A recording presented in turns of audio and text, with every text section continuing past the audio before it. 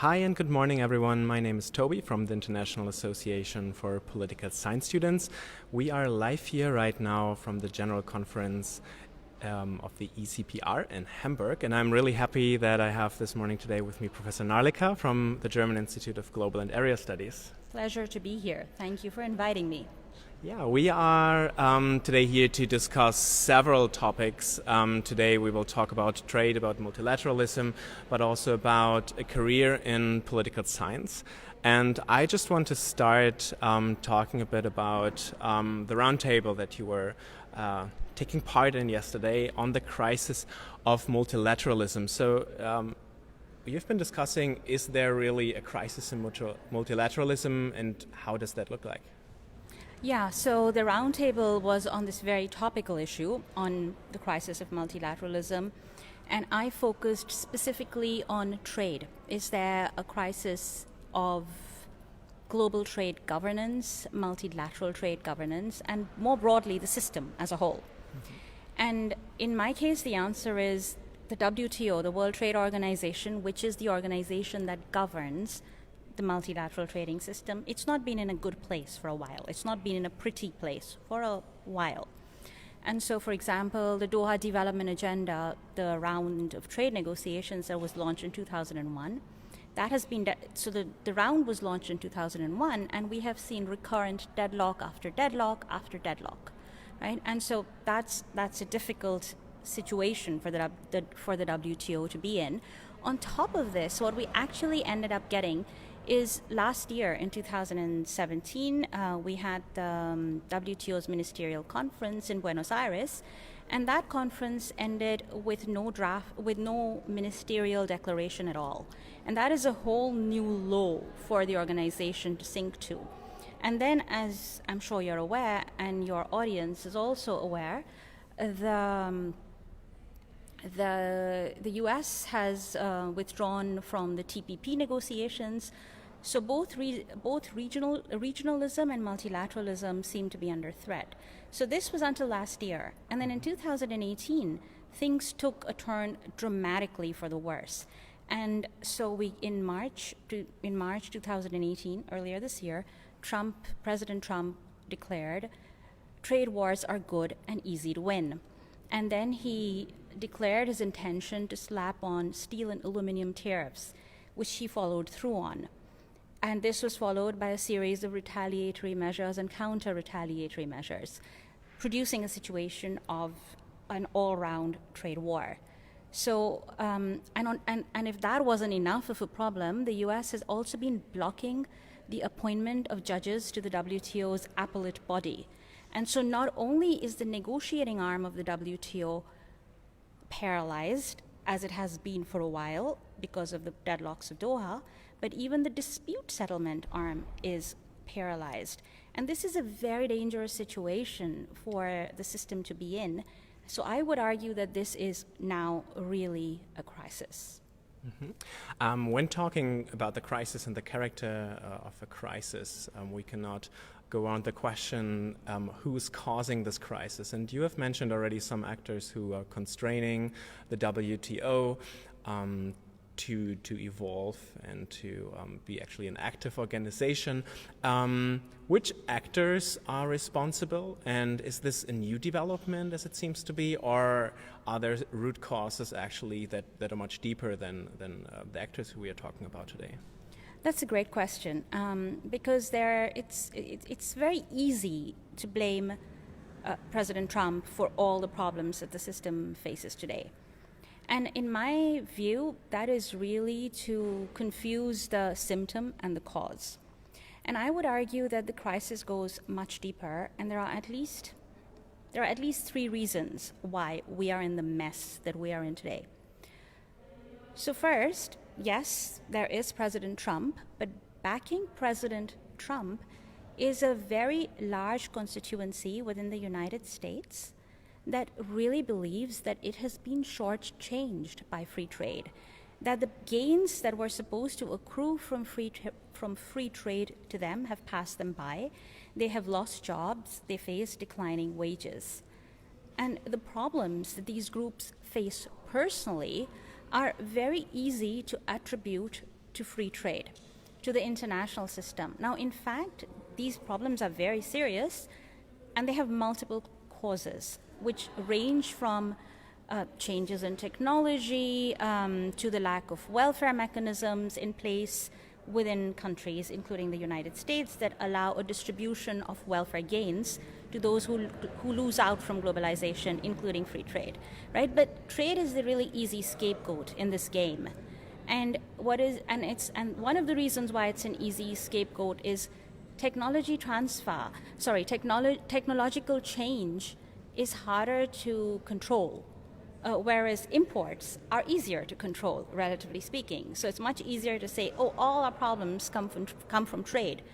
And in this situation, what I think it's really important to bear in mind is there is this group that backs President Trump's actions, and we have to take their concerns seriously. So that's the first reason. There is this very large group in the United States, and it's not only in the US, right? We also see a backlash against globalization in Europe, for example, right? So there are large sections of our societies that feel that free trade has not served them well, and the current US administration is tapping into this anger very effectively, maybe even fanning this narrative by attributing these declining wages, these job losses, to the international level. Right? And so there is this problem, and it's long-standing. The second problem is it's not only President Trump who has accused China, for example, of taking an unfair advantage of the US, of the system as a whole. So you go back to previous administrations, and Susan Schwab, for example, compared the rising powers with their refusal to make, the US said they weren't making enough concessions in the Doha negotiations, and then Susan Schwab said the rising powers were acting like elephants hiding behind mice. Right? So President Trump is not the first US president to be complaining about the rising powers. But what has changed is things like forced technology transfers, intellectual property rights violations, national content requirements, demands that China places, subsidies that it uses, which, if they don't break the rules, go against the spirit of the rules of the WTO. These types of measures that China has been using may have been acceptable when China had just acceded to the WTO, but they are less acceptable to the US and to other players when China is not only the second largest world economy, but also a major geopolitical power, right? So that's the second reason. And then the third reason why we are in this mess is that even the rising powers have been very unhappy with the system. So it's not only developed countries that have been complaining. So Brazil, for example, has been arguing for years that it's really hypocritical of the EU and the US to ask them to open their markets but keep their own agricultural markets so well protected, right? And so there's been discontent all around with the system, and it goes way back, way before Trump came to power. And we have to address those root causes if we want to try and save the system. Mm-hmm. Saving the system is very much connected to creating some sort of stability within the system. You've studied those rising powers for many years now. Do you see them in the current political situation and the current international framework more as creating stability, or more in creating uncertainty, and which factors lead to the situation that they create either of them? Mm-hmm. Again, that's a very good question, and I think I'll make 2 points here. So the first one is that, on the one hand, the rise of new powers presents an amazing opportunity, right? If things go well, you can get a more legitimate system of order, a more inclusive system of order, a more pluralistic system of order, and therefore a more sustainable system of global order, right? And instead of purely Western-dominated one. So in that sense, this is an opportunity. It's also an opportunity if you get more burden sharing, right? Because it's very clear that the US doesn't want to act like the hegemon that it was willing to for many decades. So there is the possibility of more burden sharing. So that's my first point, right? This is a great opportunity. But the second point is, of course, rising powers are also a source of instability, and especially if they bring very different visions of global order to the negotiating table, and the established powers do not want to accommodate them. Right, so countries like China and India are not the kinds of countries that you give them a seat at the table and they say, okay, then everything is fine. Right? These are countries that have been saying repeatedly, we were not involved in the making of this order, so you can't expect us to provide public goods, global public goods, that we did not agree to provide in the first place. These are old civilizations with their own visions of global order.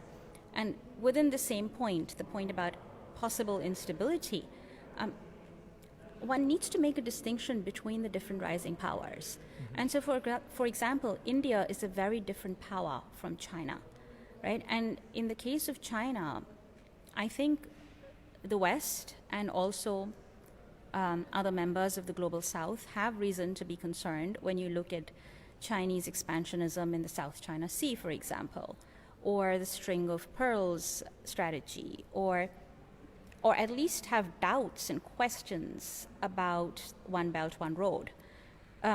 Now, China's investment policy, trade policy is very, very different from India's, and it's also a different political system. So in some ways, India, to me, looks like a natural ally for the West when you think about preserving and reforming the liberal, pluralistic, democratic order. China and Russia are somewhat more problematic. Mm-hmm. We've now looked and discussed a bit those dimensions of multilateralism when we see it. How do states act? How do states interact with each other? And how do they create uncertainty or stability in this case? But many of those problems that we are discussing today when discussing multilateralism in the crisis are connected to the domestic sphere of politics as well. So you are arguing that multilateralism actually brings a lot of benefits to many states or to all states. Or what are governments doing wrong in general that they are not able to transfer this idea of multilateralism as an opportunity for countries to work together to advance in their economic potential? What is the key problem here? Mm-hmm. I think the key problem here is one of narratives. And so take the example of Brexit, where the exit campaign had a very loud campaign, and it was not necessarily a correct campaign, but it was a loud campaign. The Remain camp, on the other hand, assumed that everybody understands the benefits of belonging to the European Union, right? And so you like your French wine and German bread, and of course you enjoy European tourism and buying property in Europe. You are aware of the gains of Europe. You don't need explaining these, right? That was the assumption. But of course, if you don't make it very clear what the gains from, for example, in this case, the European Union are, and the other party is much louder and effectively has a take-back control campaign, then your narrative, the liberal integration narrative, is the one that will lose out. So the one problem was complacency, right? And I think we're all responsible for this. Academics have done a poor job in explaining the gains of globalization and free trade, and politicians have not worked effectively with the academics or in explaining these gains. So that's the first problem. The other problem is many economists and practitioners didn't take the problem of the losses of globalization seriously enough. So we have a system of multilateral rules, but even within that system of rules, for example, again on trade, of course trade produces some losses within countries, right? In aggregate, countries win, but within countries, some sectors do lose out. And it was always just assumed that, yeah, that's a domestic problem, we don't need to worry about it, right? And at the international, the global level, right? And even within governments, some governments do this better than others. And then you got the scapegoating of free trade, as we do in the case of the US or in the case of Brexit and the EU. So it's about the losses of globalization, of the system of that result, and people see these losses as resulting from the multilateral system of rules. And if we had taken them seriously enough, and if we were to take them seriously now, we would be talking about reforming the system, right? Trying to create a multilateral system which is fairer, which is more sustainable. And that's the conversation that we didn't have, and we got ourselves into this mess, and that's the one that we need to be having now. Are there countries that are performing better in this regard, or some countries where there are certain policies which already work in exactly this direction? Yeah, I mean, the obvious example that comes to mind is the Scandinavian countries, right, which have a strong welfare state. But here, again, it's good you raised this point, because in Germany we have a strong welfare state, right? But we do have a very strong backlash against globalization, against free trade, even within certain sectors, the EU, right? And so against the EU, and the rise of the AfD and so forth. So this is where the question of narratives becomes really important, because if W.B. Yeats has a beautiful poem called The Second Coming, the Irish poet, and he talks, and one of the lines is something like, the worst are full of passionate intensity, and the best lack all conviction. And that, I think, is the problem, that the positive side of the story just doesn't get told because it's being taken for granted. So even in a country like Germany, we get the rise of the AfD, right? And then you look at the US, where you don't have a strong welfare system, or you look at poor developing countries which don't even have very strong states. And there, it's not surprising that discontent will rise even more than what we're seeing in Germany. Mm-hmm. Do you think, I think this question here fits very well, that actually tendencies to place these sorts of anti-multilateral movements in the West, because you now pointed out several countries in the West, that they are more connected than people think, or that they are actually then more unrelated, or that there are certain particular things in each countries that are disregarded a lot because we always look at the West as this political construct? I think it's both of those things. I think there are domestic indigenous sources of discontent, which sometimes have nothing to do with globalization and a lot to do with, depending on what state you're in, you might have a corrupt government, or you might have poor welfare mechanisms, or you have lots of technological change, you have poor unemployment policies to address unemployment.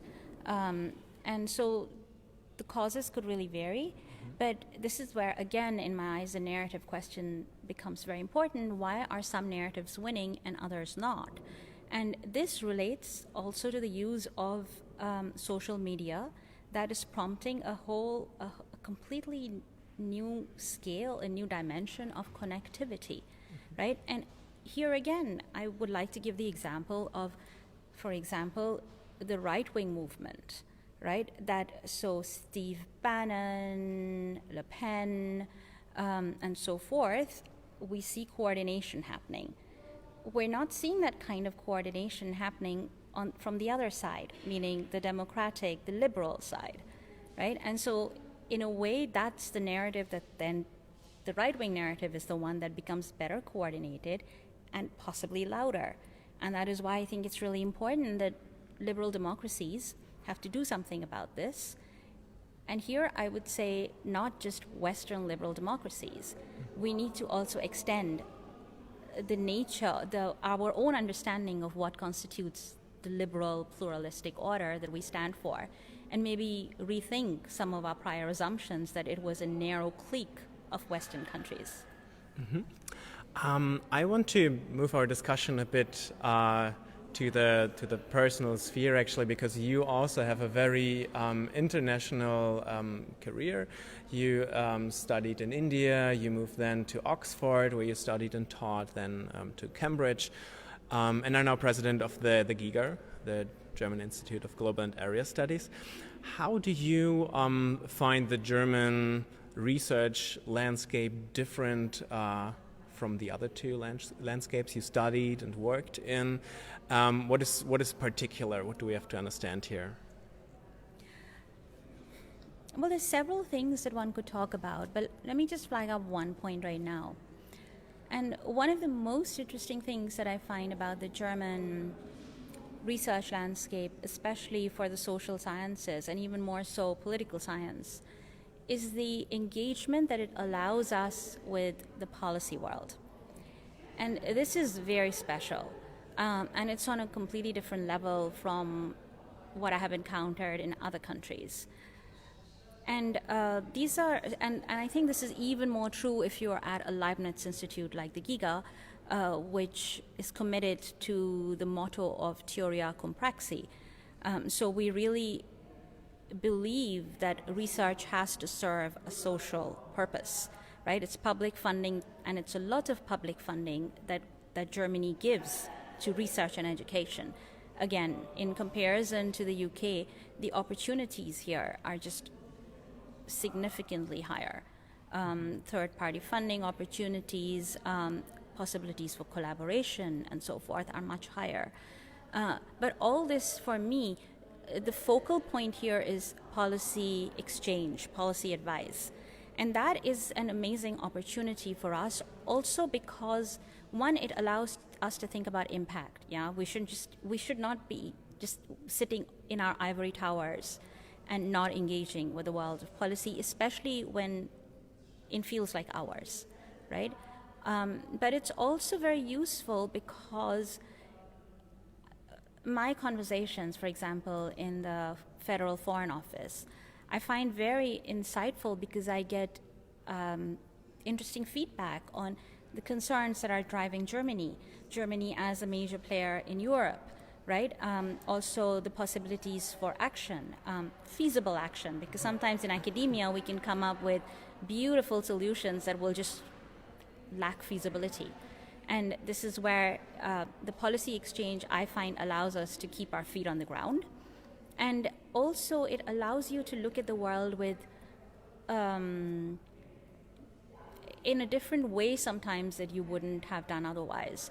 So for example, I accompanied our federal president, Steinmeier, on a state visit to India. And this was a really interesting opportunity for me to be accompanying the German delegation to the country of my origin. And it allowed me to think much more systematically about German-Indian relations and the underexplored potential. And in a way, I saw this trip also as a bit of a landmark in Indo-German relations. And the theme that emerged in this trip was looking at each other with fresh eyes. Because until this point, Germany has looked very much to China and not so much to India. And now it seems much more eye to eye. And that's just one example of policy engagement that we get to do here as academics in Germany, as researchers in Germany. Is that also something that drives you as a researcher, or do you think these were motivations you explored within your career? What is basically driving you to be a researcher? Mm-hmm. That's a very good question, and one that we could have an entire conversation about, focus specifically on that. But I'll be brief here. So what really got me into research was the question of why is cooperation so difficult to achieve, right? And I was interested in trade because trade is not a zero-sum game.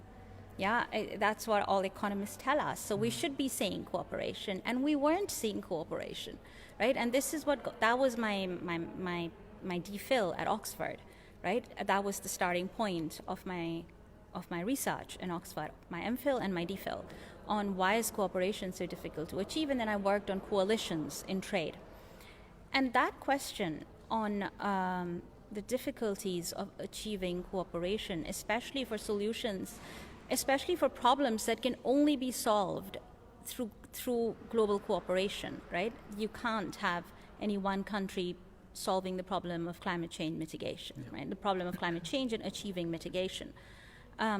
So that problem it continues to be one that excites me, but within that, there are two questions that I'm really interested in, and they're both important to me because they have policy implications, right? They have policy relevance and policy implications. So one, what we've already talked quite a bit about are narratives, right? Why is it that some narratives win and others lose out? Mm-hmm. And here I'm developing a new project with some colleagues of an international network called Processes of International Negotiation. And we're looking at how narratives influence negotiations across different sectors and how they shape negotiations. So that's one question that I'm really interested in. But the second sort of bigger question that is driving my research right now, and has been for some years, is this issue of how do we decenter the West and bring in other voices? Right, and this is what we are referring to as the global approach to the to the social sciences at the GIGA, and what it does not mean is, it doesn't mean global studies, because it doesn't mean the global level. What it really means is trying to understand different regions on their own terms, and then also comparing them. And here I'll just give you one example.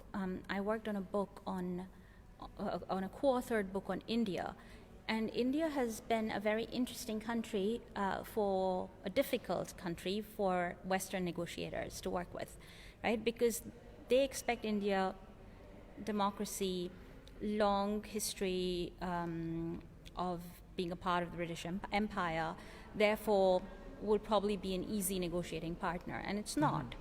It's India is very willing to stand up and say no, and then Western negotiators are always very surprised and disappointed. And so we wanted to try and understand why that was happening, why that happens, and we looked at some of the sources of India's negotiating traditions, and if you start looking at cultures framing narratives of countries like Brazil, India, China, Russia, at the very least, you will get a better understanding of where these countries are coming from and why they're taking the positions that they're doing. Ideally, you might also find some new common ground that you hadn't thought about. And at the very least, you will also learn to identify some red lines, where you know there are certain areas where we will never be able to reach agreement, but there are others on which we have the possibility of a close alliance that we had never thought about before, right? And here again, I would refer to the Indian liberal traditions that the West has not really learned that much about or tried to harness. So those are my two sort of big research drivers right now. Mm-hmm. And the reason why I'm so excited about them is, of course, because they're theoretically interesting, but also because I think they could help make a difference in the real world. And that's what really drives me. Mm-hmm. Very interesting, and I'm just curious because you're saying these are kind of the projects that you're following up with right now. Have there always been these drives inside you that you had this impression studying in Delhi and Oxford and then in Cambridge? Was there always something that kept you in this way, this dual approach, basically? Yeah, absolutely. I mean, that's how I decided that I wanted to have a career in international relations and international political economy as an academic, because as an academic, that it allows me to have more in-depth research, an in-depth perspective, rather than a very cursory look at immediate current issues, but it also allows me to understand current issues a little bit better and then try and come up with policy recommendations with a longer term view in sight. And so the academic, there was when I was doing my master's, for example, I really thought I might want to work at the UN or, so become an international civil servant. But the possibility of doing in-depth research and also engagement with students, right? That is something that I have always really enjoyed. I taught at Oxford and Cambridge, and now I teach at Uni Hamburg, and that is one of the most lively parts of being an academic. One, because just the way you get new inputs from the world of policy, you also get a new perspective from your students, and every group of students is new, they're different. That exchange is a lot of fun. It can be very inspiring, very stimulating, but it also allows you to shape the future, because, so for example, at the GIGA, where many of our students learn about the global approach to scholarship, and they learn about comparative area studies and the importance of doing this. My own students in Uni Hamburg, we have big debates on the merits of free trade and globalization, right? And in one of the classes, there was a very strong feedback that through most of their previous studies, they had been told about the problems of free trade, right? And that's sort of the climate they grew up in. But now, after taking this course with me, they at least rethink a lot of their assumptions. And if I can get people to rethink some of their prior assumptions, I think that's a very exciting and a good place to be in. So that's what I really enjoy, and it's something that's always driven me. All right. Thank you very, very much for being here with us today. We enjoyed it a lot, and definitely following some of the feedback coming in. Our followers did enjoy this talk as well. I wish you great success with your ongoing projects and a good time here at the ECPR conference. Thank you very much. A great pleasure to speak with you, and thank you for taking this for developing this exciting initiative. Thank you. Thank you.